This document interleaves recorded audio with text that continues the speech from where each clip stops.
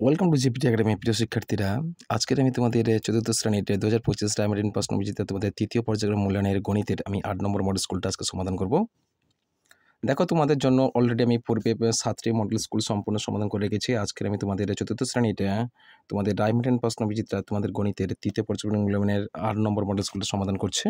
চলো, প্রথম প্রশ্ন কি বলা হচ্ছে দেখো, যে একের দিকে কি বলা হচ্ছে দেখো, সঠিক উত্তরের টিক চিহ্ন দাও। বলা হচ্ছে কি, কয়েক দিকে দেখো 48-এর উৎপাদকের সংখ্যা কত হবে। আমরা জানি 48-এর উৎপাদকের সংখ্যা হচ্ছে 48-এর উৎপাদকের সংখ্যা 8 হবে। সেটা আমরা কিভাবে 8টি হবে, 48-এর উৎপাদকের সংখ্যা 8টি হবে কিভাবে হলো একটু ভালো করে দেখো। বলা আছে দেখো 48 যদি আমরা উৎপাদক বিশ্লেষণের আকারে যদি আমরা গাছ করি, দেখো ভালো করে, তাহলে প্রথমে আমরা 48 যেহেতু জোড় সংখ্যা 2 দ্বারা বিভাজ্য করবে। 2 দ্বারা বিভাজ্য হলে 48 কী হবে বলতো, 48 2 দ্বারা বিভাজ্য হলে কত হবে, 2 দুগুণে 4 আর 2 4-এ 8, 24 দুগুণে 48 হলো। আবার 24 জোড় সংখ্যা, আবার 2 দ্বারা বিভাজ্য করব। 2 দ্বারা বিভাজ্য করলে কতগুলো হচ্ছে, কী হচ্ছে দেখো, 2 একে 2, 2 দুগুণে 4, 12 হচ্ছে, 12 দুগুণে 24। আবার 12 জোড় সংখ্যা, আবার 2 দ্বারা বিভাজ্য করো, 2 6 কত হচ্ছে 12, 6 হচ্ছে। আবার 6 জোড় সংখ্যা 2 দ্বারা বিভাজ্য করো, কত হচ্ছে 2 6 কত হচ্ছে 2 3 6, 2 3 6। আবার 3কে তোমরা উৎপাদক বিশ্লেষণ করো, 3কে যদি ভাঙি আমরা 3 দ্বারা বিভাজ্য করলে 1 দ্বারা বিভাজ্য যাবে, 1 3 কত হচ্ছে 3। কী উৎপাদক পেলাম দেখো তো, দেখো সমান, অর্থাৎ 48 মোট কথা উৎপাদক হচ্ছে কোন কোন সংখ্যা দ্বারা বিভাজ্য হবে, অর্থাৎ কোন কোন নামতায় তোমরা 48 পাবে। তাহলে 48 হচ্ছে দেখো, 48 পেলাম আমরা 1-এর নামতায় পাবো, কেমন, 2-এর নামতায় পাবো, কেমন, তারপর হচ্ছে 3-এর নামতায় পাবো, দেখো 3 আছে, 3-এর নামতায় পাবো আমরা, 3-এর নামতায় পাবো। তারপরে হচ্ছে 4-এর নামতায় পাবো, দেখো 2 দুগুণে 4 হচ্ছে, 4-এর নামতায় পাবো। তারপরে পাবো গিয়ে তোমরা লক্ষ্য করো, তো 6-এর নামতায় পাবো, কেমন, 6 8 48, 6-এর নামতায় পাবো। তারপরে 8-এর নামতায় পাবো। তারপরে হচ্ছে 12 4 48, 12-এর নামতায় পাবো, 12 নামতায় পাবো। তারপরে 24-এর নামতায় পাবো, কেমন, কটা হলো দেখো, 1 2 3 4 5 6 7 8, 8টি হলো। তাহলে এর উৎপাদক সংখ্যা কত হলো, 8টি। উৎপাদক সংখ্যা কতগুলো হবে, 8টি হবে, কেমন। তাহলে চলো পরের প্রশ্ন দেখি আমরা। পরের প্রশ্ন বলা হচ্ছে, দেখো ক্ষয় দাগের প্রশ্ন দেখো, 0.08কে সামান্য ভগ্নাংশে পরিণত করলে হয় কী হবে। 0.8কে যদি আমরা সামান্য ভগ্নাংশে পরিণত করি তাহলে কোনটা হবে, তাহলে একটু আমরা দেখে নিই।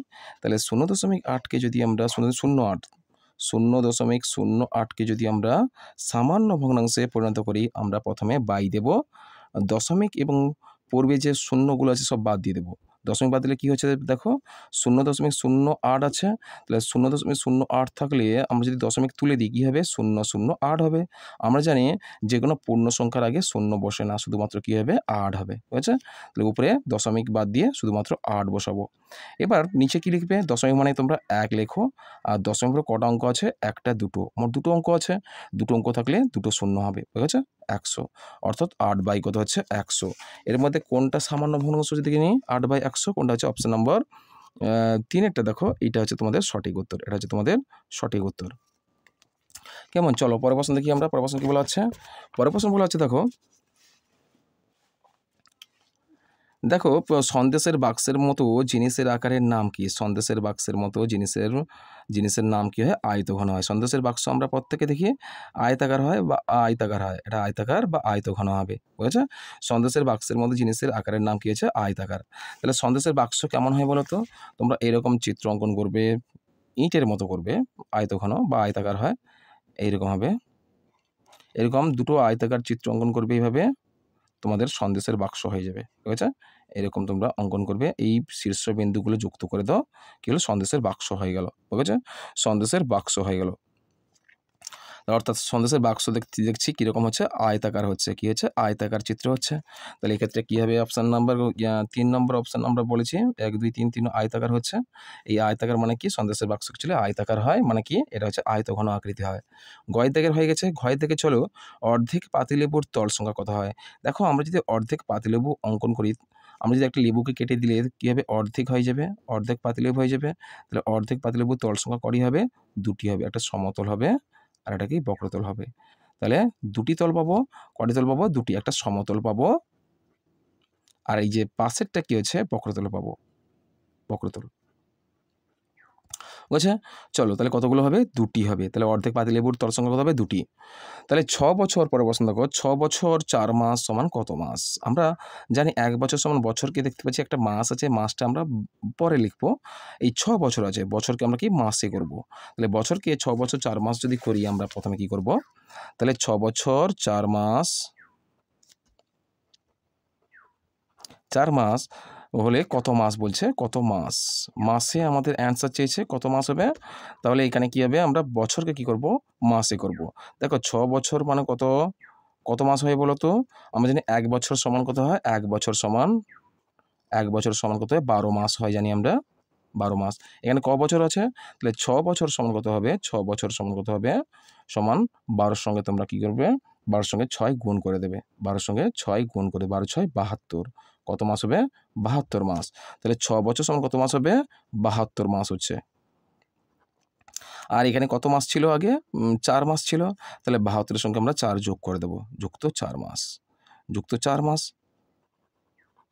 সমান 72 আর 4 যোগ করে দাও, কত হবে? 72 আর 4 যোগ করলে হতো 76। কত মাস হবে? 76 মাস।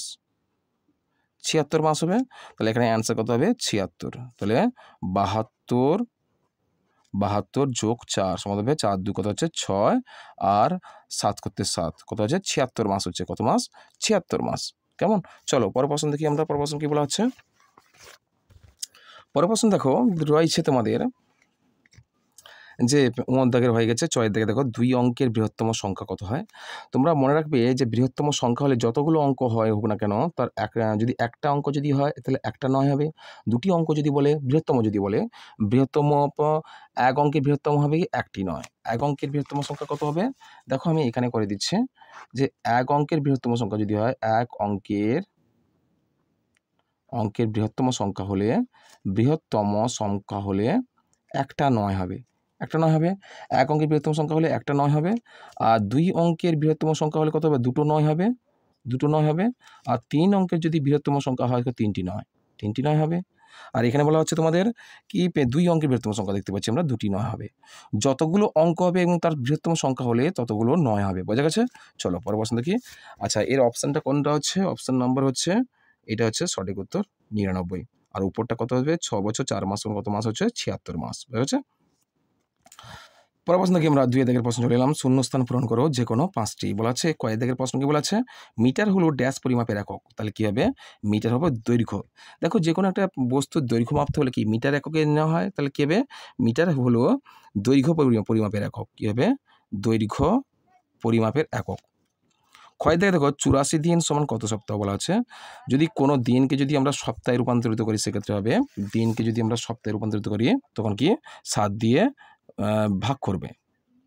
তাহলে আমরা এখানে বলা আছে কি বলা হয়েছে বলতো? 84 দিন সমান কত সপ্তাহ? 84 দিন সমান কত সপ্তাহ?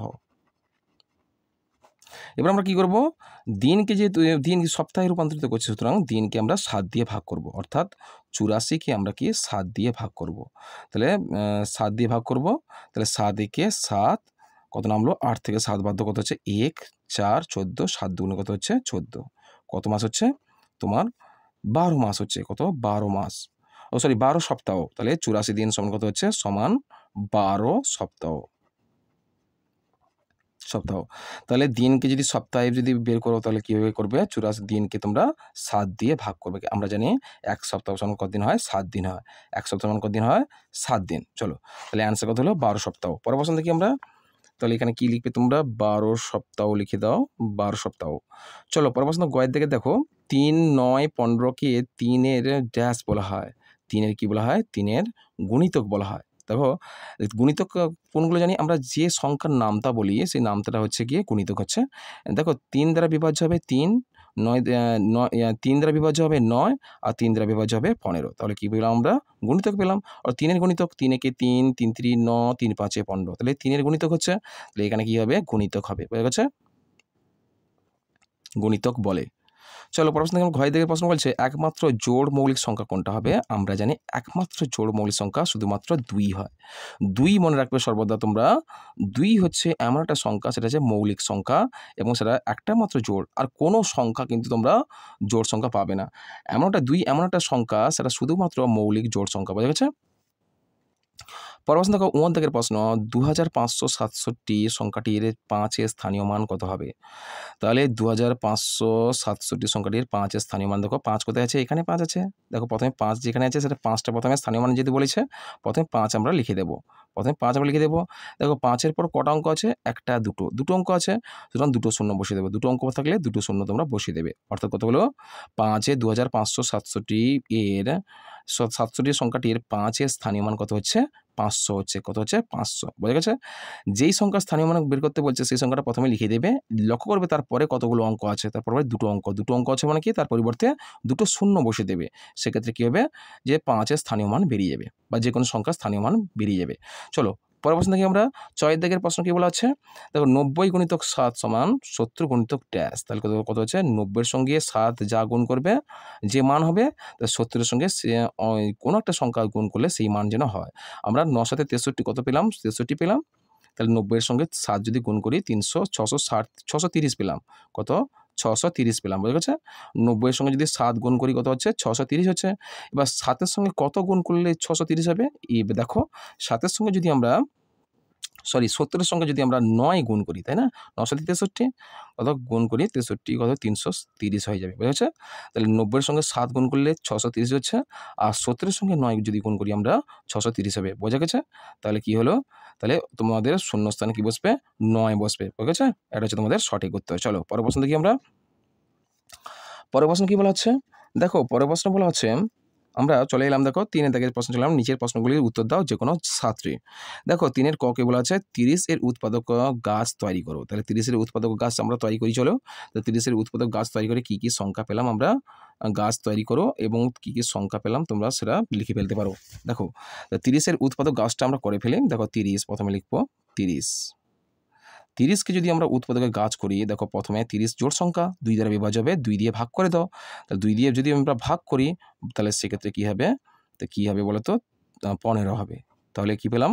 15 পেলাম। 15কে আমরা তোমরা আবার 15 কোন নামতে আছে বলো তো? 15 3-এর নামতে আছে। 3 দ্বারা ভাগ করে দাও 3। তো কী বললাম? এই 3 দিলে 3 5-এ কত হচ্ছে? 15 হচ্ছে। ঠিক আছে? এরপর দেখো 5 আছে না? এই 5 দেখো 5 শুধুমাত্র 5-এর নামতে আছে, একের নামতে পাবে। এক দিয়ে দ্বারা বিভাজ্য হবে। তাহলে 1 5-এ কত হচ্ছে? 5 হচ্ছে। কী পেলাম? এটা হচ্ছে তোমাদের উৎপাদক গাছ। তো 30 এর উৎপাদক কী পেলে? তো 30 সমান কত পেলাম? আমরা 1 পেলাম। তারপর কী পেলাম? 3 পেলাম। তারপরে 5 পেলাম। আর কত পেলাম? 5 3-এ 15 অর্থাৎ 15 পেলাম। তাহলে উৎপাদক কী পেলাম? 1 3 5 15 পেলাম। তাহলে 30 এর উৎপাদকগুলো 1 3 5 5 15 পেলাম। বুঝেছে? চলো তাহলে উৎপাদক গাছ করে আমরা উৎপাদকগুলো বের করে নিয়েছি। কেমন? চলো পরের প্রশ্ন দেখি আমরা। পরের প্রশ্ন কী বলা আছে? 3 দাগের প্রশ্ন কী বলা আছে? 3 এর ক্ষয়টা কী বলা আছে? ক হয়ে গেছে। খ দেখো যমজ মৌলিক সংখ্যা কাকে বলে? চলো আমরা যমজ মৌলিক সংখ্যা কাকে বলে আমরা একটু খাতায় লিখে দেখি। চলো যমজ মৌলিক সংখ্যা আমরা দেখে নিই। যে লিখবে তোমরা দুটি মৌলিক সংখ্যা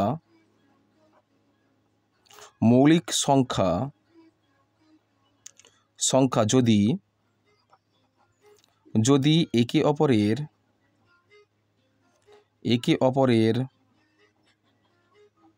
অপরের চেয়ে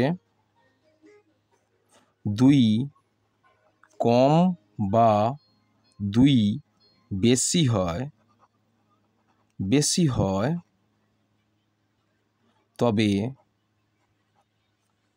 ওই সংখ্যাদ্বয়কে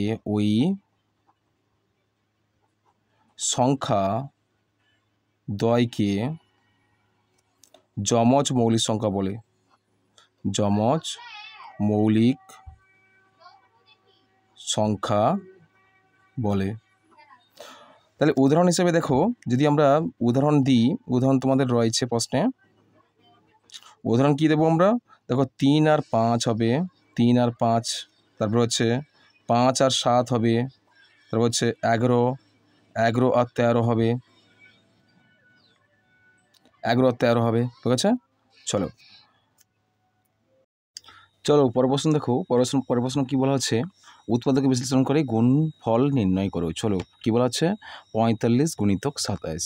তাহলে 45 গুণিতক 27 আমরা কী করব, এই গুণ করব কীভাবে না, উৎপাদকের সাহায্যে বিশ্লেষণ করে গুণফল করতে হবে, আমাকে গুণফল নির্ণয় করতে হবে। চলো আমরা প্রথমে কী করব, প্রথমে তুলে ফেলি প্রশ্নটা। কত ছিল, 45 গুণিতক 27। এর মধ্যে আমরা শেষ সংখ্যাটা ভেঙে ফেলবো কীভাবে, লসাগুর সাহায্যে। 27কে যদি আমরা ভাঙি, কীভাবে ভাঙবো, লসাগুর সাহায্যে। তাহলে 3 9 27 আর 3 3 9। কত পেলাম আমরা লসাগু পেলাম আমরা। অতএব 27 গুণিতক 27 ইকুয়ালস টু মানে সমান দেবে 27 সমান 3 গুণিতক 3 গুণিতক 3। এবার আমরা কী করবো, এই 45কে আমরা কি এই প্রতিটি সংখ্যা বা অসংখ্যা দ্বারা আমরা কী করবো, গুণ করব। তাহলে চলো গুণটা কীভাবে করছি, আমরা প্রথমে এই 45-এর সঙ্গে কী করবো, 45 গুণিতক এই যে 27কে আমরা ভেঙে ফেলাম লসাগু দ্বারা, সেই সংখ্যাগুলো আমরা এখানে ক্রমশই বসিয়ে দেব, সমান দেব। আবার পরপর গুণ করব, 45 সঙ্গে 3 গুণ করব, 3 যা গুণফল হবে তারপরের সংখ্যার সঙ্গে আবার গুণ হবে, আবার তারপরের সংখ্যার সঙ্গে গুণ হবে। চলো 45-কে সঙ্গে যদি আমরা 3 গুণ করি, 45 3 কত আছে, 5 3 15, 5 হাতে 1, 4 3 12, একে 13, 135। 45 থেকে 5 3 15 আর 4 3 12, 135। 135 হয়েছে। আবার দুটো 3 আছে, আবার দুটো 3 দিয়ে আবার পরপর গুণ করবে। আবার 135 সঙ্গে আবার 3 গুণ করবে। 3 গুণ করলে কত হবে, 5 3 15, 5 হাতে 1, 3 3 9, একে 10 0 হাতে 1, 3 একে 3, একে 4, কত হচ্ছে 405। কত হচ্ছে 405। আরও একটা 3 আছে, এই আবার একটা 3 আমরা গুণ করব, 405-এর সঙ্গে 3 গুণ করব। তাহলে 5 3 15, 5 হাতে 1, 5 3 0 0 আর 1 15, 5 3 15 আর 4 3 12। তাহলে কত হলো, 1200 অর্থাৎ 1215। এটা হচ্ছে তোমাদের সঠিক উত্তর। চলো পরের প্রশ্ন দেখি। পরের প্রশ্ন কী বলা হচ্ছে, পরের প্রশ্ন দেখো। পরের প্রশ্ন বলা হচ্ছে ঘয়ের দাগের প্রশ্ন, 1 থেকে 30 পর্যন্ত সংখ্যাগুলির মধ্যে মৌলিক ও যৌগিক সংখ্যাগুলি আলাদা করে লেখো। বলা হচ্ছে 1 থেকে 30 পর্যন্ত, 1 থেকে 30 পর্যন্ত সংখ্যাগুলির মধ্যে মৌলিক ও যৌগিক সংখ্যাগুলি আলাদা করে লেখো।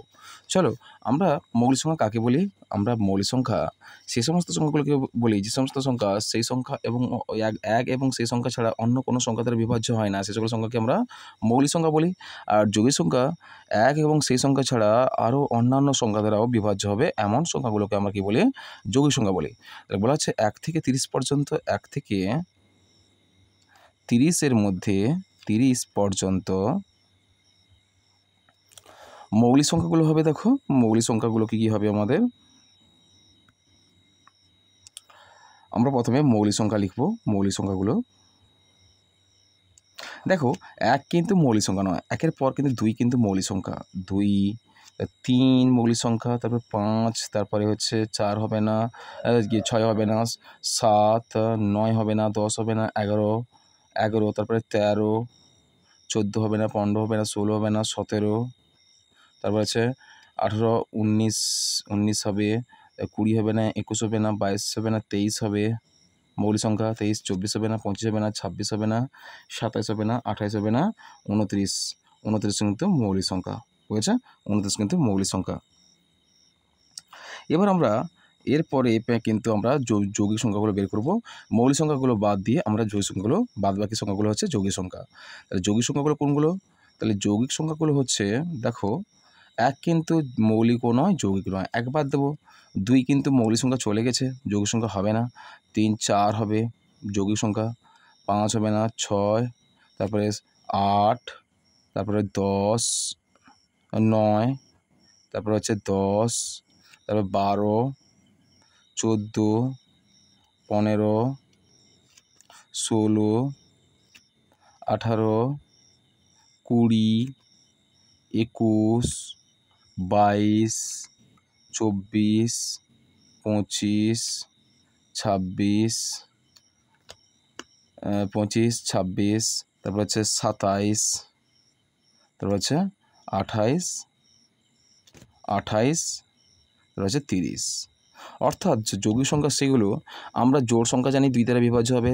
দেখো সহজভাবে তোমরা যৌগিক সংখ্যা বের করবে, যদি 2 দিয়ে ভাগ যায় কোনো সংখ্যা তাহলে সেটা হবে যৌগিক সংখ্যা। এছাড়াও এমন কোনো বিজোড় সংখ্যা এমন কোনো বিজোড় সংখ্যা আছে সেগুলো বিভাজ্য হবে অন্য কোনো সংখ্যা দ্বারা। 3 দ্বারা বিভাজ্য হবে, তারপরে 5 দ্বারা বিভাজ্য হবে, তারপরে হচ্ছে 7 দ্বারাও বিভাজ্য হবে, যেমন 21 7 নামতে আছে, 3 নামতে আছে। এরকম কিছু সংখ্যা আছে যেগুলো তোমাদের নামটার মধ্যে পড়ছে এবং অন্যান্য 1 এবং সেই সংখ্যা ছাড়া অন্যান্য সংখ্যা দ্বারা বিভাজ্য হবে। সেই সকল সংখ্যাগুলো হবে কি যৌগিক সংখ্যা। ঠিক আছে? চলো পরের প্রশ্ন থেকে কী বলা হচ্ছে? পরের প্রশ্ন বলা হচ্ছে দেখো,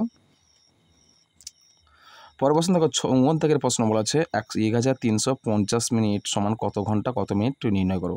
তাহলে 1350 মিনিটকে বলা আছে ঘন্টা মিনিটে নির্ণয় করতে বলছে। তখন কী করবো আমরা তখন করব যে এই 1350 মিনিটকে আমরা যদি 60 দিয়ে ভাগ করি সেক্ষেত্রে ঘন্টা মিনিট বের করতে পারবো।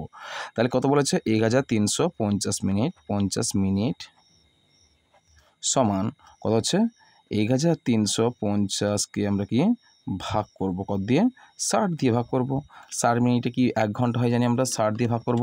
তাহলে 6 দুগুণে 12, 60 দুগুণে 120 হচ্ছে কত নামলো 5, তারপরে হচ্ছে 1 আর 0 150 হলো, অর্থাৎ 6 3 18 6 4 6 3 18 6 দুগুণে 12, 6 দুগুণে 12 120 হচ্ছে 0 3 30, অর্থাৎ 22 ঘন্টা কত হচ্ছে 22 ঘন্টা 30 মিনিট। ভাগফলটা হবে যদি মিনিটকে যদি আমরা 60 দিয়ে ভাগ করি সেক্ষেত্রে ভাগফল যা বেরোবে সেটা হবে ঘন্টা বেরোবে, আর ভাগশেষ যেটা বেরোবে সেটা মিনিট বেরোবে। তাহলে কত পেলাম আমরা 1350 মিনিটকে যদি 60 দিয়ে ভাগ করলাম সেক্ষেত্রে কত বেরোলো, সেক্ষেত্রে হলো 22 মিনিট 22 ঘন্টা 22 ঘন্টা 30 মিনিট 22 ঘন্টা 30 মিনিট হয়েছে। চলো পরের প্রশ্নটা কী হয়েছে, পরের প্রশ্ন কী বলা হচ্ছে, পরের প্রশ্ন বলা হচ্ছে তোমাদের 59 প্রশ্নটা হয়ে গেছে। এবার 64 প্রশ্ন দেখো, 64 1 লিটার 350 মিলিলিটার যুক্ত 780 মিলিলিটার সমান কত লিটার আর কত মিলিলিটার। এখানে 1 লিটার 350 মিলিলিটার বলা হচ্ছে, এর সঙ্গে কত যোগ করতে হবে 780 মিলিলিটার যোগ করতে হবে, যোগ করলে কত লিটার হচ্ছে আর কত মিলিলিটারের হিসাব করে আমাদের লিখতে হবে। তাহলে চলো আমরা যোগটা করে ফেলি। তাহলে বলা হচ্ছে যে 1 লিটার বলা হচ্ছে 1 লিটার 350 মিলিলিটার তার সঙ্গে 780 মিলিলিটার যোগ করব। তাহলে প্রথমে মিলিলিটার নামিয়ে দিই, মিলিলিটার, তারপরে যোগ করব 0 0 0 8 5 13 3 হাতে 1 7 3 10 একে 11 11 1 হাতে 1 1 1 2, অর্থাৎ 2 লিটার 130 মিলিলিটার। কত বলা আছে 2 লিটার 130 মিলিলিটার। ঠিক আছে, চলো পরের প্রশ্ন দেখি আমরা। পরের প্রশ্ন কী বলা আছে, 6 প্রশ্ন কী বলা আছে দেখো, পরস্পর মৌলিক সংখ্যা কাকে বলে উদাহরণ দাও। বলেছে পরস্পর মৌলিক সংখ্যা সে সমস্ত সংখ্যাগুলোকে বলবো। দেখো যে সকল সংখ্যা লিখবে তোমরা, যে দুটি সংখ্যার গরিষ্ঠ সাধারণ গুণনীয়ক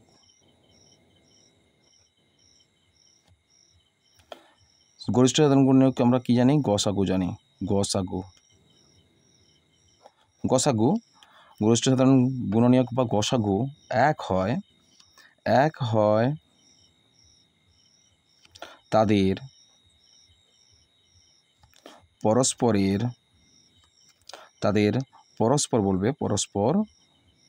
মৌলিক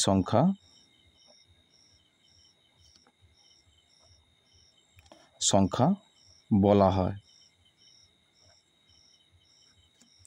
উদাহরণ হিসেবে দেবে তোমরা, উদাহরণ যদি দাও তাহলে উদাহরণ কি বলা আছে, এখানে তোমাদের উদাহরণ চেয়েছে একটা, তাহলে উদাহরণ দাও। উদাহরণ দেবে দেখো 8 এবং 5 8 এবং 15 লেখো, 8 এবং 15 এদের গসাগু 1। তাই এরা পরস্পর মৌলিক সংখ্যা। বুঝেছে? চলো পরের প্রশ্ন কি বলা হচ্ছে দেখে নিই আমরা। পরের প্রশ্ন বলা হচ্ছে দেখো, বড়জেদের প্রশ্ন যে পরের বিন্যাসগুলি লেখো AZBYCXDWE। দেখতে পাচ্ছি প্রথম অ্যালফাবেটগুলো দেখো ABCDE, তারপরে কি হওয়া উচিত EF, তারপর হচ্ছে জি।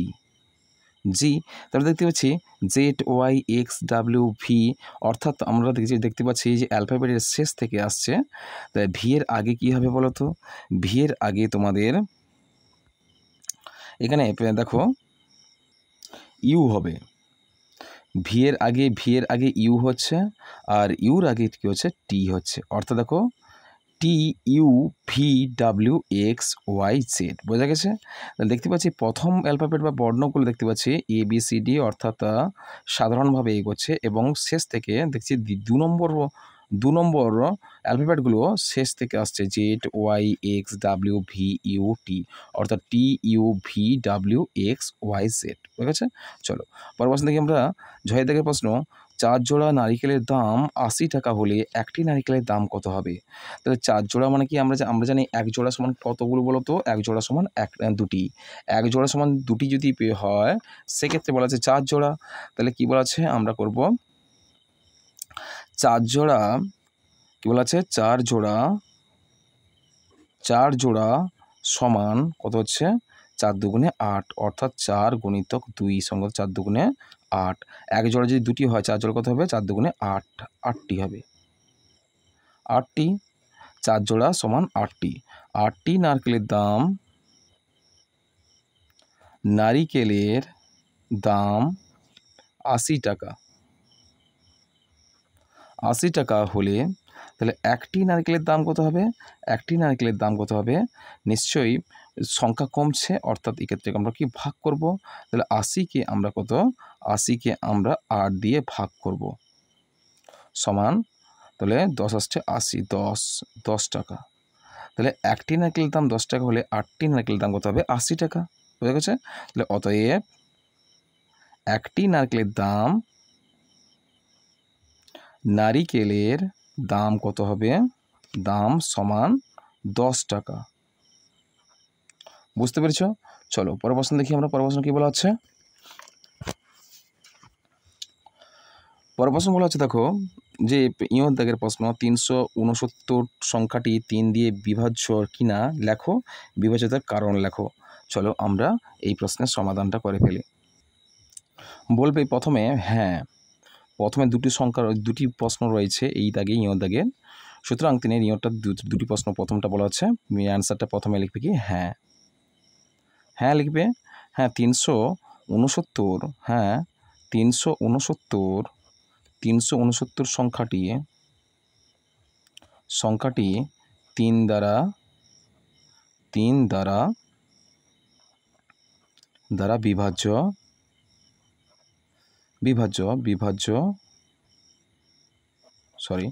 বিভাজ্য লিখবে, বিভাজ্য হবে। তারপর 2 নম্বর বলেছে কারণ হিসেবে যদি আমরা বলি, কারণ যদি লিখি, কারণ 369 সংখ্যাটির অঙ্কগুলির যোগফল সমান কত হচ্ছে? আমরা এই 369-এর অঙ্কগুলো 3টি অঙ্ক আছে, এই 3টি অঙ্ক যদি আমরা যোগ করি, 3 যুক্ত 6 যুক্ত 9 যোগ করি, তাহলে কত হচ্ছে? যোগফল কত হচ্ছে? 9 6 15 3 18, যোগফল হচ্ছে 18। অতএব 18 সংখ্যাটি 3 দ্বারা বিভাজ্য।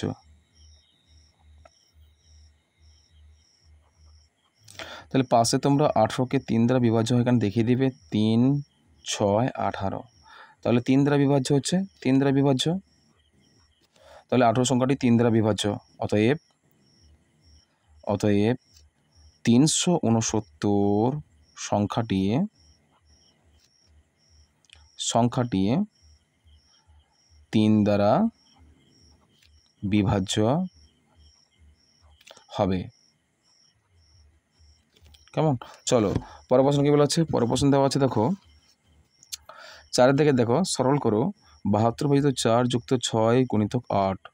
দুটো সংখ্যা কতগুলো সরল রয়েছে দেখতে পাচ্ছি, 4টে সরল রয়েছে, কয়ের দাগের, ক্ষয়ের দাগের, গয়ের দাগের আর ঘয়ের দাগের। তাহলে 4-এর দাগে 4টি সরল রয়েছে, 4টি সরল আমরা পরপর করব। চলো প্রথম সরলটা কি বলা আছে?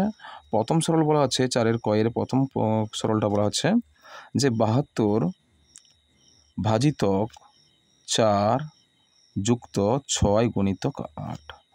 বদমাস নিয়ম অনুযায়ী যদি আমরা প্রথমে ভাগ করি, 72কে যদি 4 দিয়ে ভাগ করি, 4 একে 4, 3 32, 4 4 16, 4 5 20, 4 6 24, 4 7 8, 4 8 32, 18, 8 4 72।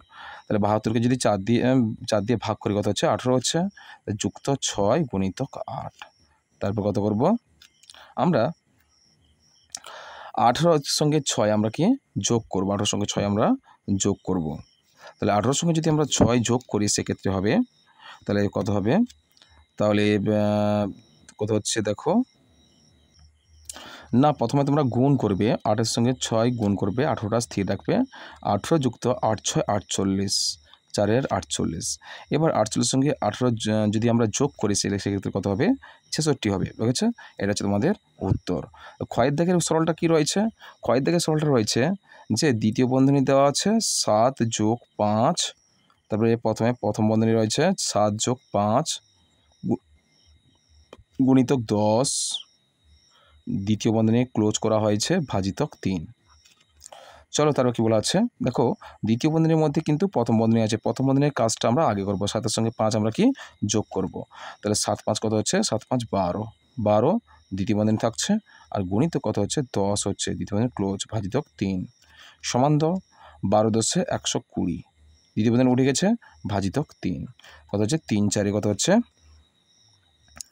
3 4 12 0। এই 40 হচ্ছে তোমাদের, 120কে যদি 3 দিয়ে ভাগ করো কত হচ্ছে? 40 হচ্ছে। এটা হচ্ছে তোমাদের সঠিক উত্তর। চলো তারপরে প্রশ্ন বলা হচ্ছে, তারপরে সরলটা হচ্ছে গয়ের দাগের সরলটা দেখো, গয়ের দাগের সরল বলা হচ্ছে 28 বিয়োগ দ্বিতীয় বন্ধনী দাও 9 যুক্ত 2 গুণিতক প্রথম বন্ধনী 7 বিয়োগ 3, প্রথম বন্ধনী ক্লোজ করো, দ্বিতীয় বন্ধনী ক্লোজ করো। চলো আমরা এই সরলটা সমাধান করি। দেখো সরলের নিয়ম হচ্ছে প্রথম বন্ধনীর কাজটা হবে, তারপরে দ্বিতীয় বন্ধনীর কাজ হবে। কেমন? চলো এখানে দুটো মাত্র বন্ধনী রয়েছে, তাহলে প্রথমে আমরা 28টা নামিয়ে দিই।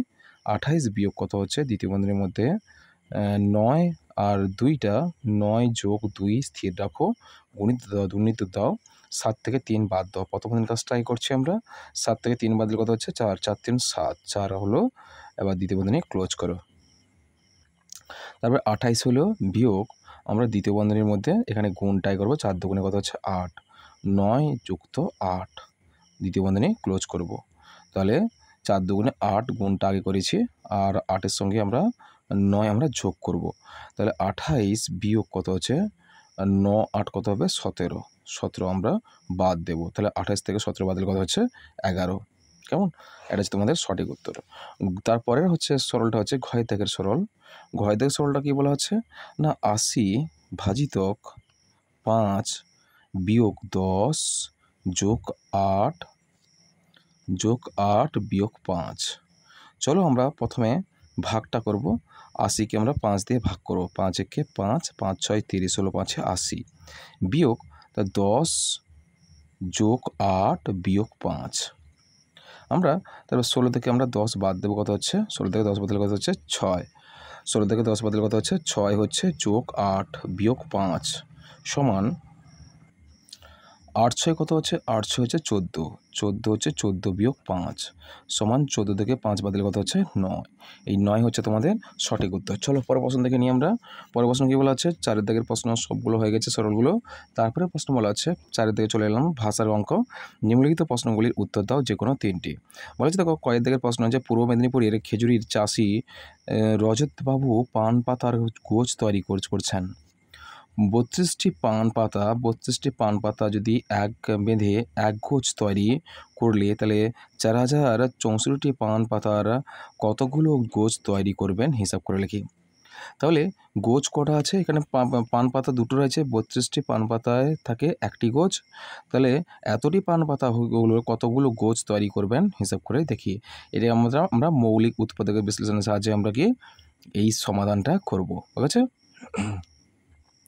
তাহলে এবার আমরা করব কিভাবে? এবার এক্ষেত্রে হবে আমরা যদি এক গোছ হয় 32টি তাহলে কি এতগুলো পান পাতা হলে কতগুলো গোছ হবে? তখন কি করব আমরা 4064টিকে আমরা কি 32 দিয়ে ভাগ করব। চলো তাহলে 4064টিকে আমরা যদি 32 দিয়ে ভাগ করি কিন্তু একে আমরা মৌলিক উৎপাদকের সাহায্যে আমরা ভাগ করব। কেমন? তাহলে প্রথমে 4 দাগের ক বলা হচ্ছে প্রশ্নটা। তাহলে বলা আছে তাহলে 32টি পান পাতা, তাহলে 32টি পান পাতা হলে একটি গোছ হলে তাহলে 4064টি পান পাতায় কতগুলো গোছ হবে? তাহলে এক্ষেত্রে আমরা কী করব? তাহলে 4064 ভাজিত কত হচ্ছে? 32। তাহলে এই 32কে আমরা যদি মৌলিক উৎপাদকের সাহায্যে যদি আমরা ভাগ করি সেক্ষেত্রে কী করব? আমরা প্রথমে এই যে ভাজক আছে অর্থাৎ 32কে আমরা প্রথমে লসাগু করব। 32 যদি লসাগু করি কত হচ্ছে? তাহলে 2 একে 2 1 12 2 6 12 16 3 32 2 8 16 আর 2 4 কত হচ্ছে? 2 4 8 আর 2 2 4 কী পেলাম? তাহলে অতএব 32 কত পেলাম? 32 সমান কী পেলাম? 2 গুণিতক 2 গুণিতক 2 গুণিতক 2 গুণিতক 2 কতগুলো 5 পেলাম? 2 পেলাম। 1 2 3 4 5 5টা 2 পেলাম। তাহলে 32কে আমরা যদি লসাগু করলাম কত পেলাম আমরা? 2 2 2 2 অর্থাৎ 5টা 2 পেলাম আমরা। এরপর আমরা দেখো এই প্রতিটা যে লসাগু করলাম 32কে প্রতিটা সংখ্যা দ্বারা এবার এই যে ভাজক আছে একে আমরা ভাগ করব। তাহলে কত হচ্ছে প্রথমে? তাহলে 4000 বলা হচ্ছে 4064 ভাজিত কত হচ্ছে? প্রথমে 2, প্রথম 2টা নিই আমরা। প্রথম 2 দিয়ে যদি ভাগ করি সেক্ষেত্রে হবে 2 2 4 হচ্ছে 2 2 4 0 2 0 0 2 3 6 আর 2 2 4। আবার এই সংখ্যাকে পরের সংখ্যা দ্বারা আমরা আবার ভাগ করব। 2 0 3 2কে আবার 2 দ্বারা ভাগ করব। তাহলে আবার 2 দ্বারা যদি ভাগ করি সেক্ষেত্রে হবে 2 একে 2 0 2 একে 2 12 2 6 12। আবার এই সংখ্যাকে আবার পরের 2 দ্বারা আমরা ভাগ করব। অর্থাৎ 1016কে আমরা আবার 2 দ্বারা কি ভাগ করব। কতগুলো 2 চলছে? 3 নম্বর 2 চলছে। তাহলে 2 5 কত হচ্ছে? 10 আর 2 0 0 2 8 16। আবার 508কে আবার আরেকটা 2 দিয়ে ভাগ করব। কত নম্বর 2 চলছে? 1 2 3 4 অর্থাৎ এই 4 নম্বর 2টা চলছে। 4 নম্বর 2 চলছে তাহলে কি 2 2 4 1 10 2 5 10 আর 4 2 4 8 হয়েছে। তাহলে কত হচ্ছে? 254। আবার 254কে আমরা কি আবার একটা 2 দিয়ে ভাগ করব। এটা হচ্ছে মূলত শেষ 2 1 2 3 4 5 5 নম্বর 2 2 একে 2 পাচ্ছে 2 2 4 14 2 7 14 কত হচ্ছে? 127।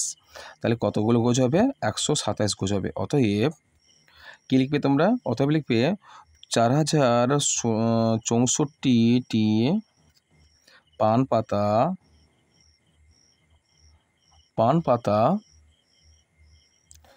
পাতায় লেখো পান পাতায় 127টি গোছ তৈরি করবেন।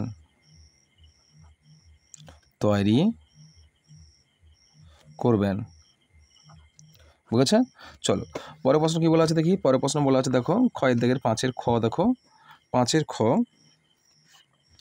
5 খ বলেছে গোপী মাসি, 5 খ বলেছে গোপী মাসি 4 লিটার 750 মিলিলিটার দুধ নিয়ে বাড়ি বাড়ি দুধ দিতে বেরোলেন। তিনি রাজুদের বাড়িতে 1 লিটার এত মিলিলিটার লিটার এবং প্রিয়াদের বাড়িতে এত মিলিলিটার দুধ দিলেন। বাকি দুধ তিনি আমাদের বাড়িতে দিলেন। তিনি কতটা দুধ আমাদের বাড়িতে দিলেন হিসাব করে লিখবো। তাহলে কত লিটার কত লিটার দুধ নিয়ে বেরিয়েছিল? 4 লিটার 750 মিলিলিটার দুধ নিয়ে বেরিয়েছিল। কাদের কাদের বাড়িতে দিয়েছে? দিয়েছে গিয়ে তোমাদের রাজুদের বাড়িতে দিয়েছে এত লিটার, আর প্রিয়াদের বাড়িতে দিয়েছে এত লিটার। আর বাকি কী করবো? না, বাকি দুধটা কিন্তু আমাদের বাড়িতে দিয়ে গেল।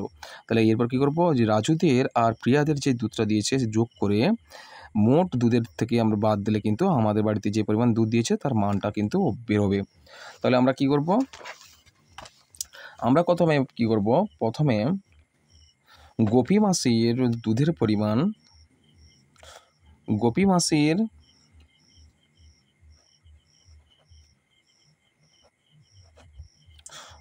মাসির মোট দুধের পরিমাণ কত বলা হচ্ছে? পরিমাণ সমান 4 লিটার 750 মিলিলিটার। বুঝেছে? তাহলে গোপী মাসির আমি আবার এখানে লিখি 4 লিটার বলা হচ্ছে, 4 লিটার 750 মিলিলিটার। বুঝেছে?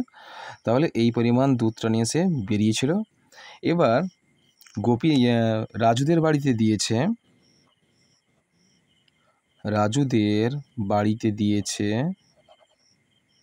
বাড়িতে হস্যইকার হবে, বাড়িতে দিয়েছে কত লিটার দিয়েছে? 1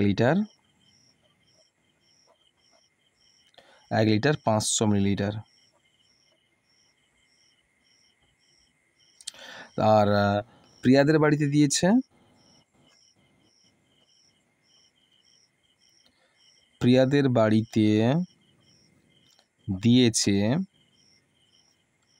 কত? না, প্রিয়াদের বাড়িতে দিয়েছে শুধুমাত্র 900 মিলিলিটার দুধ দিয়েছে, 900 মিলিলিটার দুধ দিয়েছে। তাহলে এক্ষেত্রে দুজনের বাড়িতে মোট কত দুধ দিয়েছে? যে দুজনের বাড়িতে মোট দুধের পরিমাণ, এক্ষেত্রে মোট দুধের পরিমাণ সমান মিলিলিটার করো। এদিকে 500 সঙ্গে 900 আমরা যোগ করব, 0 0 9 5 14 4 হাতে 1, আর একে কত হচ্ছে 2, কত হচ্ছে সমান 2 লিটার 400 মিলিলিটার দুধ। কত? 2 লিটার 400 মিলিলিটার দুধ। বাকি দুধ দেখো, বাকি দুধের পরিমাণ যে আমাদের বাড়িতে দিয়েছে, লিখবে অতএব তিনি কতটা দুধ আমাদের বাড়িতে দিয়েছেন? আমাদের বাড়িতে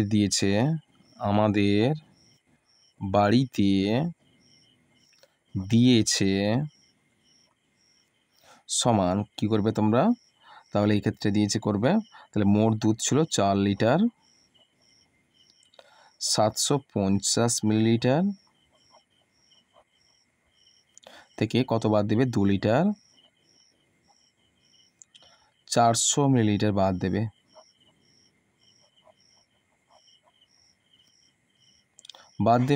তাহলে আমরা কি মিলিলিটার করি। তারপর হচ্ছে 750 থেকে 400 বাদ দিলে কত হচ্ছে? 5 0 3, 350 মিলিলিটার লিটার। এটা কিন্তু এটা লিটার হলো, লিটার লিখলাম। আর 4 থেকে 2 বাদ দাও, কত হচ্ছে? 2। তাহলে 2 লিটার 350 মিলিলিটার কি বলা আছে? 2 লিটার কত বলা আছে? 2 লিটার তোমাদের এর অ্যান্সারটা হচ্ছে গিয়ে 2 লিটার হচ্ছে 350।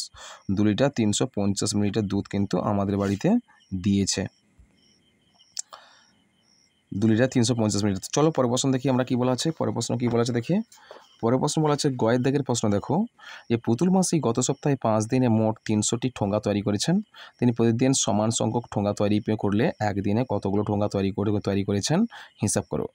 সম্পর্ক খুঁজে ঐকিক নিয়মে সমাধান করো। সম্পর্ক খুঁজবো।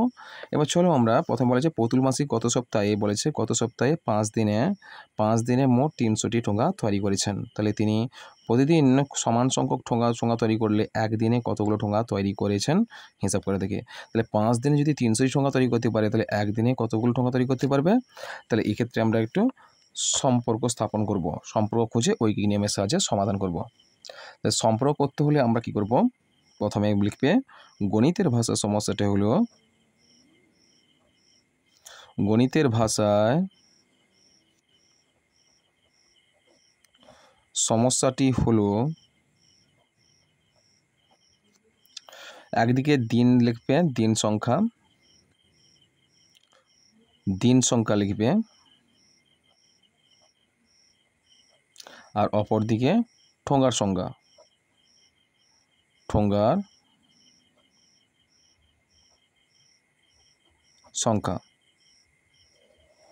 তাহলে এবার আমরা কি করব, আমরা এরকম টেবিল করব। একদিকে বলা হচ্ছে 5 দিনে কতগুলো ঠোঙা তৈরি করে, 300টি ঠোঙা তৈরি করে।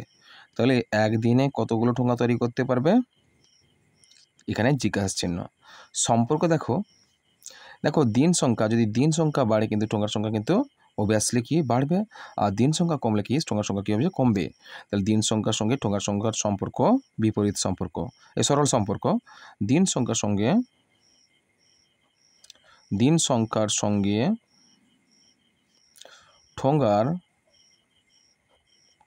ঠোঙার সংখ্যার সম্পর্ক বিপরীত, বিপরীত দেবে না তোমরা, সরল দেবে। সরল সম্পর্ক, যেহেতু দিন সংখ্যা কমলে ঠোঙার সংখ্যাও কমবে, আর দিন সংখ্যা বাড়লে ঠোঙার সংখ্যাও বাড়বে, সেক্ষেত্রে কি হয়, সরল সম্পর্ক হয়। এবার ঐকিক নিয়মে লেখো, তাহলে 5 দিনে ঠোঙা তৈরি হয়, ঠোঙা তৈরি করে 300টি। তাহলে একদিনে কতগুলো ঠোঙা তৈরি করবে, একদিনে নিশ্চয়ই কম হবে। আমরা কি করব, 300 ভাজিত কত হচ্ছে 5 সমান, তাহলে 5 6 30 60, কত 60টি ঠোঙা তৈরি করতে পারবে। তাহলে অতএব পুতুল মাসি, তাহলে একদিনে অতএব লিখবে, অতএব পুতুল মাসি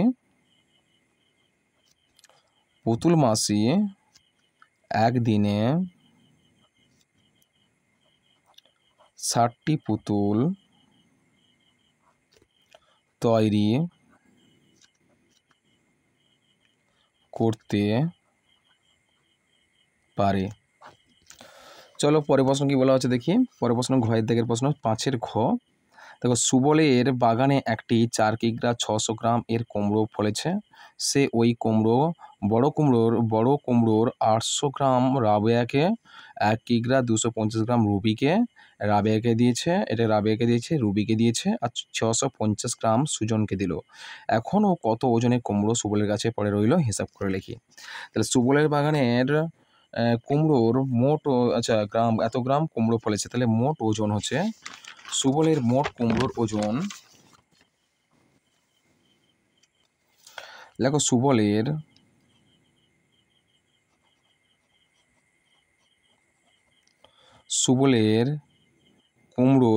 বাগানে কুমড়োর মোট ওজন সমান, কি বলা আছে নিচে আমি সমান দিচ্ছি, 4 কিগ্রা মানে কিলোগ্রাম, 4 কিগ্রা 600 গ্রাম। তাহলে এবার বলা আছে সে কাকে কি দিয়েছে, এই পরিমাণ কুমড়ো থেকে কাকে দিয়ে দেওয়া হয়েছে রাবেয়াকে দিয়েছে, রুবিকে দিয়েছে, সুজনকে দিয়েছে। তাহলে রাবেয়াকে দিয়েছে কত,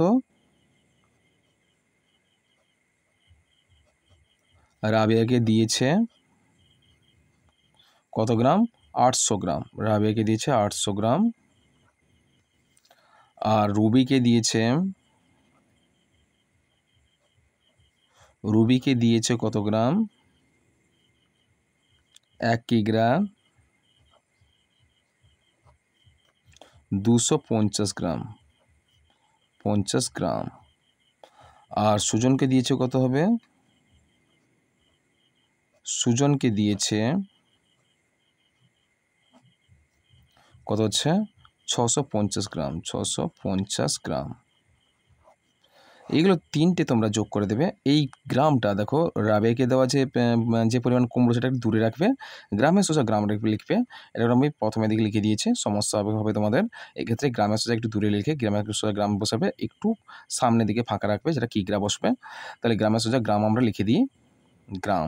এবার দেখো 800 গ্রাম, 250 গ্রাম আর 650 গ্রাম কী আছে? 800 গ্রাম, 600 গ্রাম আর কী বলা আছে? 800 গ্রাম, 250 গ্রাম আর 650 গ্রামকে যোগ করবে। তাহলে 0 0 0 0 হচ্ছে, আর 5 5 10 আর 0 10 0 হাতে 1, 6 2 8, 6 2 8, 8 6 14, 15 16, 1 17, 17 7 হাতে থাকলো কত?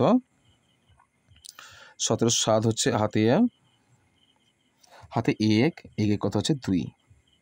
2 কিগ্রা 700 গ্রাম কত হচ্ছে? 2 কিগ্রা বলেছে 6 7 8, 8 8 16, 1 17 হচ্ছে, 5 5 10 0, 17 7 হাতে 1, 1 1 2, তাহলে কত হচ্ছে? 2 কিগ্রা 700 গ্রাম। কত বলা আছে? 2 কিগ্রা 700 গ্রাম বলা আছে। তাহলে মোট দিয়েছে কত? 2 কিগ্রা 700 গ্রাম দিয়েছে। কাকে? এই তিনজনকে। এই তিনজনকে মোট দিয়েছে কত হবে? 2 কিগ্রা। মোট কত হবে? মোট দিয়েছে 2 কিগ্রা 700 গ্রাম দিয়েছে। তাহলে বাকি কুমড়ো আছে, বাকি কুমড়োর পরিমাণ লেখো। বাকি কুমড়োর পরিমাণ লেখো। বাকি কুমড়োর পরিমাণ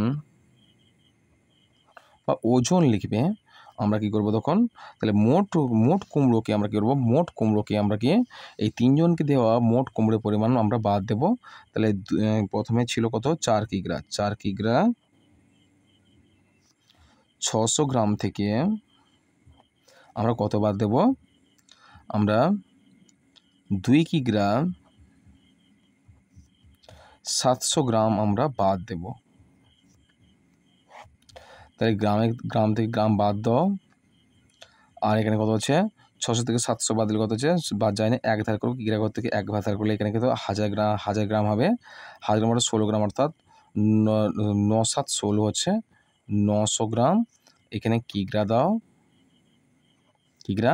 এখানে 3 থেকে 2 বাদ দাও, কত হচ্ছে? 1। কত হচ্ছে? 1 কিগ্রা 900 গ্রাম। এখনও সুবলের কাছে কত পরিমাণ কুমড়ো পড়ে আছে? 1 কিগ্রা 900 গ্রাম কুমড়ো পড়ে আছে। লিখবে অতএব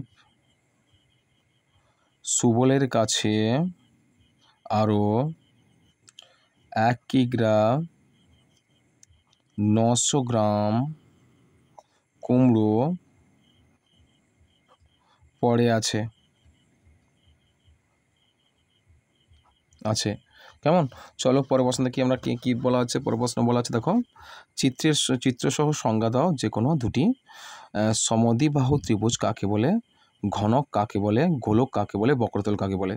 তাহলে এখানে দুটি বলা হয়েছে। তোমরা এরকম 4টি যদি থাকে তোমরা অবশ্যই 2টি করবে, অতিরিক্ত লিখতে যাবে না। তাহলে এখানে যদি 4টে রয়েছে আমি 4টেই তোমাদেরকে লিখে দিচ্ছি। তাহলে 4টে লিখে দিচ্ছি। দেখো প্রথমে বলা আছে সমদ্বিবাহু ত্রিভুজ। 6 ক বলা হচ্ছে, 6 ক সমদ্বিবাহু ত্রিভুজ। সমদ্বিবাহু ত্রিভুজ তোমরা আশা করি প্রত্যেকে পারবে সমদ্বিবাহু ত্রিভুজ কাকে বলে। এটা করে উদাহরণ দিয়ে দেবে, চিত্র দিয়ে দেবে। তাহলে সংজ্ঞাটা আগে আমরা করে ফেলি। দেখো যে ত্রিভুজের দুটি বাহু সমান তাকে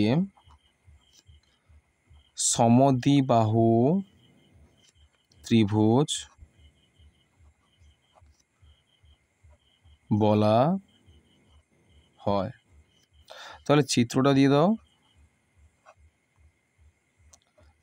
চিত্রে তোমরা এমন একটা ত্রিভুজ অঙ্কন করবে, তার জন্য দুটো বাহু কিন্তু দুটো বাহু সমান হয়। এমন একটা ত্রিভুজ তোমরা অঙ্কন করবে, তার জন্য দুটো বাহু সমান হবে। নামকরণ করে দেবে এ বি সি, এই দুটো বাহু সমান হবে যেন। ঠিক আছে? তাহলে চলো পরের প্রশ্ন দেখি। তাহলে এখানে যদি একটু বুঝিয়ে দাও সেক্ষেত্রে আরও ভালো হয়। তাহলে সমদ্বিবাহু ত্রিভুজের কোন দুটো বাহু সমান হবে? অতএব লিখবে অতএব এ বি সি ত্রিভুজের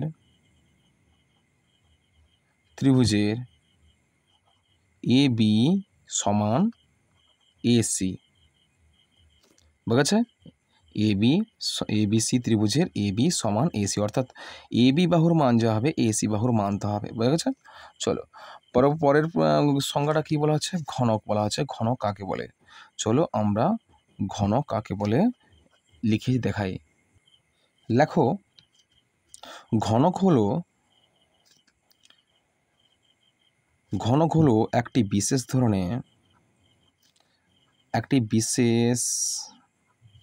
ধরনের ত্রিমাত্রিক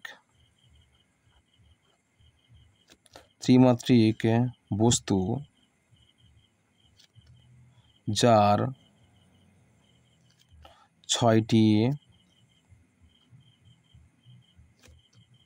ছয়টি প্রান্ত বা তল, ছয়টি তল,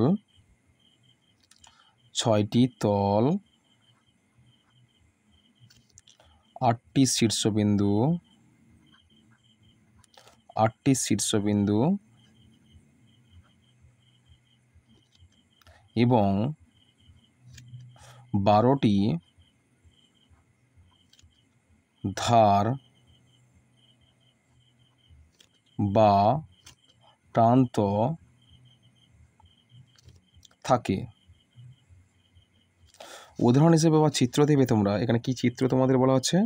চিত্র যদি দাও, উদাহরণ দিয়ে দাও। প্রথমে উদাহরণ দিয়ে প্রথমে লেখো যে লুডোর ছক্কা।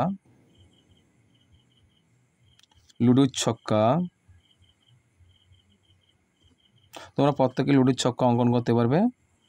আর লুডোর ছক্কার প্রতিটি তল কিন্তু বর্গাকার হয়ে থাকে। কেমন? লুডোর ছক্কার তল হবে বর্গাকৃতি হবে লুডোর ছক্কা। তোমরা প্রান্তগুলো যুক্ত করে দাও। এটা হচ্ছে লুডোর ছক্কা। বুঝা গেছে? দেখো কতগুলো ধার আর কতগুলো প্রান্ত সেটা তোমরা অবশ্যই এটা লিখতে পারবে। তাহলে ঘনক কাকে বলে? যে ঘনক হলো একটি বিশেষ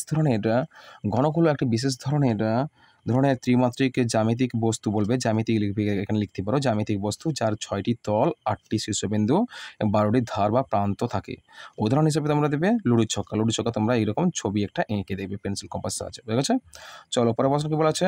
পরের প্রশ্ন গোলক কাকে বলবো? লেখো, গোলক হলো একটি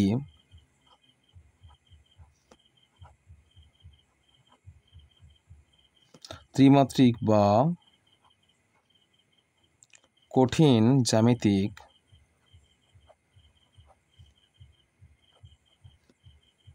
জ্যামিতিক বস্তু যা ঠিক একটি বলের মতো দেখতে, যার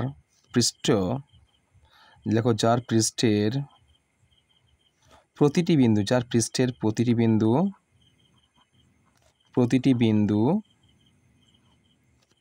প্রতিটি বিন্দু কেন্দ্র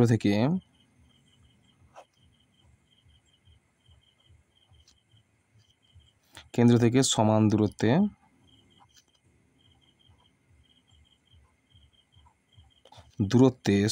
দূরত্বে থাকে। বোঝা গেছে? তাহলে তোমরা যেমন ফুটবল একটি গোলক, তোমরা একটা ফুটবলের ছবি এঁকে দেবে চিত্র। বুঝেছে? মাঝে কেন্দ্র থেকে তার পরিধি অর্থাৎ তার প্রান্ত পর্যন্ত বা পৃষ্ঠতল পর্যন্ত সমদূরবর্তী অবস্থান করবে। বুঝেছে? ফুটবলের একটা চিত্র অঙ্কন করে দেবে। বুঝেছে? আর এর কিন্তু এই যে আমরা রেখাটা টানলাম সমদূরবর্তী, এগুলোকে কী বলা হয়? ব্যাস বলা হয়। বুঝেছে? ব্যাসার্ধ বলা হবে। কেমন? আর কেন্দ্র থেকে পরিধি পর্যন্ত যেদিকে তোমরা রেখা অঙ্কন করো না কেন তার দূরত্ব কিন্তু সর্বদা কী হয়, সমান হবে। ঠিক আছে, চলো চিত্র দিয়ে তোমরা এরকম চিত্র বলে লিখে দিয়ে ছবি একটা অঙ্কন করে দেবে। পরেরটা কি বলেছে, পরে আর একটা রয়েছে দেখতে পাচ্ছি যে বক্রতল। বক্রতল কাকে বলবো আমরা?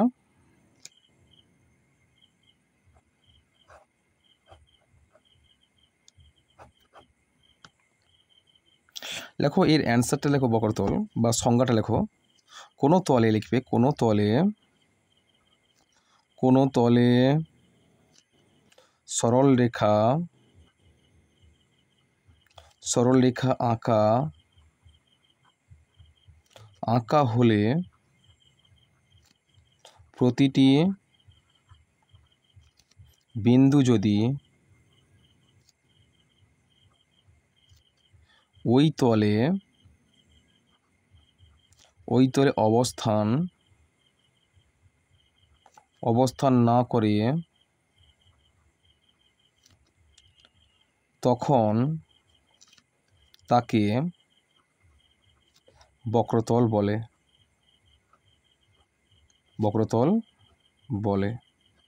বুঝেছে? আর চিত্র দিয়ে তোমরা একটা বক্রতলের চিত্র অঙ্কন করে দেবে, চিত্র বলে। তাহলে একটা বক্রতলের চিত্র তোমরা অবশ্যই পারবে বক্রতল কোনগুলো হয়। যেমন একটা বল এঁকে দেবে, তার বক্রতল লিখে দেবে। ঠিক আছে, একটা গোলক আঁকলে তার বক্রতল কোনটা হবে। কেমন, যদি একটা শঙ্কু আকৃতির চিত্র যদি অঙ্কন করো, এরকম চিত্র অঙ্কন করো, সেক্ষেত্রে বক্রতল কোনটা হবে, বক্রতল এটা হবে বক্রতল লিখে দিতে পারো। কেমন, আর যদি একটা বল অঙ্কন করো, বলের তার পৃষ্ঠ প্রান্তটা কি বক্রতল হয়, বক্রতল। বুঝেছে? চলো পরের প্রশ্ন দেখি আমরা। পরের প্রশ্ন কি বলা আছে? পরের প্রশ্ন দেখো, এখানে দেখতে যে প্রশ্নগুলির উত্তর দাও, যে কোনো দুটি বলা হচ্ছে কি দেখো, যে ভাজ্য সমান কী হয় বলো তো? ভাজ্য সমান, আমরা তো প্রত্যেকে জানি ভাজ্য সমান কী হয়। ভাজ্য সমান একটা সহজ ভাষায় হচ্ছে, ভাজ্য সমান হচ্ছে এখানে বলা আছে কার সঙ্গে কার যোগ করে কি হবে দেখো। তাহলে ভাজকের সঙ্গে ভাগফল আমরা যোগ করব, ভাজক গণিতক ভাগফল যুক্ত ভাগশেষ। অর্ধেক প্রশ্ন হচ্ছে 3 দ্বারা বিভাজ্য সংখ্যা সর্বদা ড্যাশ দিয়ে বিভাজ্য নয়। বলবে 3 দ্বারা বিভাজ্য সংখ্যা সর্বদা 9 দিয়ে বিভাজ্য নয়, 9 দিয়ে বিভাজ্য নয়। ঠিক আছে, চলো 3 দ্বারা বিভাজ্য সংখ্যা সর্বদা 9 দিয়ে বিভাজ্য হতেও পারে, আবার নাও হতে পারে, বা সম্পূর্ণ হতে পারে না, 9 দিয়ে বিভাজ্য হবে না। ঠিক আছে, আয়তঘন ও গোলাকার বস্তুর দুটি করে নাম লেখো। বলছে আয়তঘন ও গোলাকার বস্তুর দুটি করে নাম লেখো। আয়তঘন আমরা জানি যে আয়তঘন হচ্ছে যে মোয়ার বাক্স হতে পারে, বা ইঁট হবে আয়তঘন, ইঁট লিখে দাও, সহজ ভাষা ইঁট হবে। আর মোয়ার বাক্স বা বই এগুলো কিন্তু আয়তঘন হবে, তোমরা সহজ ভাষায় ইঁট লিখে দেবে আয়তঘন। বুঝা যাচ্ছে? আর গোলাকার বস্তু যদি হয়, ফুটবল হবে, তোমাদের মার্বেল হবে। এখানে দুটো করে বলা হচ্ছে, ইঁট হবে, এখানে একটা আছে ইঁট, তারপরে হচ্ছে বইও দিতে পারো। কেমন, আর সহজ ভাষায় তোমরা মিষ্টির বাক্স দিতে পারো, বই, বা টিনের বাক্স আমি লিখে দিলাম বই। আর গোলাকার হবে গিয়ে ফুটবল হবে, আর এটা কী হবে, মার্বেল হবে। বুঝেছে? পরের প্রশ্ন কি বলা আছে, যে পরিসীমা নির্ণয় করো। দেখো যে কোনো জ্যামিতিক চিহ্নের, যে কোনো জ্যামিতিক বস্তুর তার পরিসীমা বের করতে হলে তার প্রতিটা ধারের দৈর্ঘ্য, অর্থাৎ বাইরের দিকে প্রতিটি ধারের দৈর্ঘ্য যোগফল করলে কিন্তু তার পরিসীমা আমরা পেয়ে যাব। এখানে কতগুলো বাহু আছে, 1 2 3 4 5, 5টা বাহু আছে, 5টি বাহুর যোগফল করে ফেলবে, অর্থাৎ প্রতিটি বাহুর মান দেওয়া আছে, সুতরাং প্রতিটি বাহুর যোগফল করে ফেলবে। প্রথমে কি বলা আছে, অর্ধেকের প্রশ্ন বলছে 17, হচ্ছে 17 প্রতিটি বাহুর যোগ করব, 17 24 যুক্ত 12 আর যুক্ত 24, দুটো 24 হচ্ছে, দুটো 12 হচ্ছে, একটা 17 হচ্ছে, তাহলে 12 দুগুণে 24, 24 24 48 আর 17 আমরা যোগ করে ফেলবো। তাহলে যোগ করলে কত হয় বলো তো? যোগ করলে তাহলে কত হবে, কত মিটার হবে? 89 মিটার। কেমন, অর্থাৎ 89 মিটার। কত মিটার হবে? 89 মিটার। ঠিক আছে, তাহলে 7-এর গয়ের দাগের পরটা কী অ্যান্সার হলো বলা আছে 89 মিটার অ্যান্সার হলো, হয়ে গেছে। চলো এরপরটা কী বলা আছে, এর পরের হচ্ছে গিয়ে দেখো এখানে এই জ্যামিতিক চিহ্ন বলবো এই চতুর্ভুজটার, এটা হচ্ছে পঞ্চভুজ, মনে রাখবে এই চিহ্নটাকে কী বলা হয়, পঞ্চভুজ বলা হবে, এটাকে চতুর্ভুজ বলা হবে। তো এই চতুর্ভুজে কটি বাহু, চারটি বাহু, চারটি বাহুর মান দেওয়া রয়েছে 6, 20, 14, 30। এই চারটি বাহুকে তোমরা যোগ করে ফেলবে, 30 যুক্ত 14 যুক্ত 20 যুক্ত 6 যোগ করে ফেলো, 30, 14, 20, 6 যোগ করলে কত হচ্ছে, 70 মিটার হচ্ছে, কত 70 মিটার হচ্ছে, বুঝেছে। চলো এরপর দেখতে পাচ্ছি এখানেই তোমাদের 4 নম্বর মডেল স্কুলটা এখানে আমি শেষ করলাম। এরপরে আমি তোমাদের জন্য 5 নম্বর মডেল স্কুলটা সম্পূর্ণ সমাধান করব।